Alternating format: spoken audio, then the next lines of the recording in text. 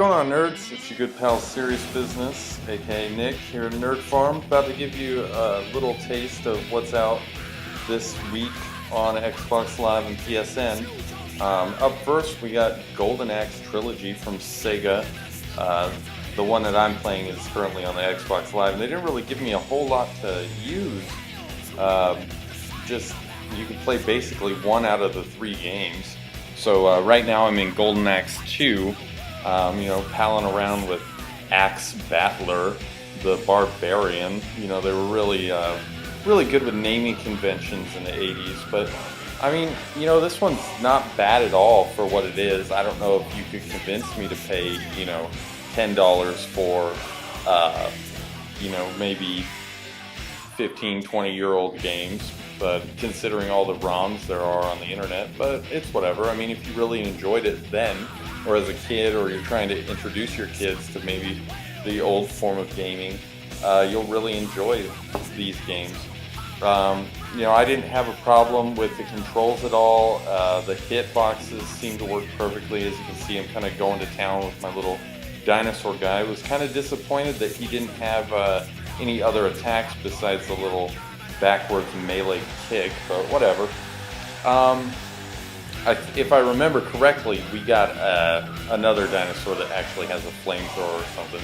As you can see, I'm not terribly proficient with it either. The only problem that I really ran into was whenever I would normally want to hit somebody, because I've been playing so much Kingdoms of Amalur, I've been spamming the X button for my melee strikes, which waste my magic power in this one. And the magic power my Barbarian has is the little tornado sword thing. See, that time I used it proficiently and, hit all 4 of the baddies on screen. I don't know what that Minotaur dog thing is, but whatever. But, you're not going to have a bad time if you pick up this trilogy. It's still a fun game, and it still holds true to the classic gaming era. So, at 800 Microsoft points or $10, whatever it is, decide for yourself. Just watch the clips here, and maybe you're going to get into the bit of Man-O-War that I'm playing, and really feel like a sword-swinging barbarian.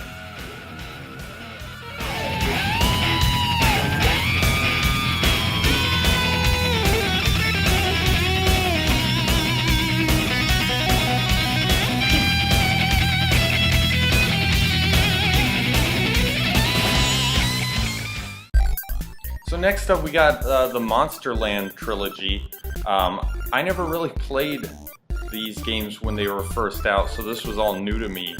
But it's your standard side-scrolling platformer game, I guess, maybe with, if you were to combine Mario and Zelda and then make it not very fun at all, then you totally have Monsterland. As you can see, I'm butt naked, rocking around in the forest, not really knowing what I'm doing.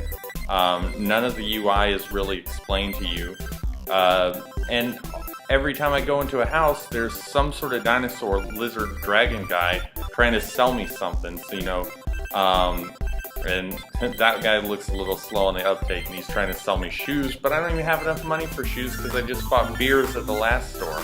So, and here's me getting my ass kicked by Death. But, I didn't really enjoy this one, but maybe some of you guys out there did like it. So, it's another 800 points, so it's something to think about. Alright, out this week on PSN Plus, for us that paid the PSN membership fee, we get Rock of Ages, which I thought was a decent little game, as far as physics is concerned. Rolling a giant rock down the hill set to the sort of the Greek mythology era. And I enjoyed that aspect of it. I did not, however, enjoy the tower defense aspect of it. I'm like, you know, I just want to roll a rock down a hill and destroy stuff. I don't really want to play this game for a whole lot of strategy, but it's whatever. You know, you see the little Greek dudes pounding away at some rock there, because you have to, every time you fire the boulder and crash it into your enemy's gates, you have to wait for them to build another boulder, which gives your enemy a chance to react. But you know, you're not, the tutorial enemy is not that bad. But as far as physics go and rolling a rock down a mountain, you'll probably have a lot of fun with that. As far as the strategy goes, I'm gonna go with a big no.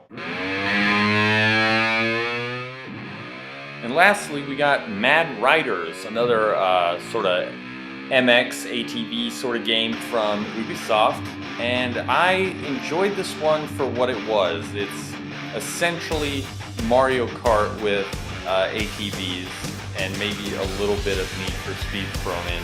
But you basically just tour around on your little quad there. You get points for jumps and backflips. They have two different scoring methods, it seems to me. You place you know, how fast you are in the tracks, you know, first, second, third, yada yada, all the way up to 10th. But they also have up to 10 places for your point value score. And you get, you know, see the little power-ups going by, and you do get extra points for those, backflips, front flips, and then doing the sidewinder step, so, which is just power sliding. But all in all, it's enjoyable. But, I mean, you know, they've already got trials out, and I'm pretty thoroughly enjoyed that, so I probably will stick with that one.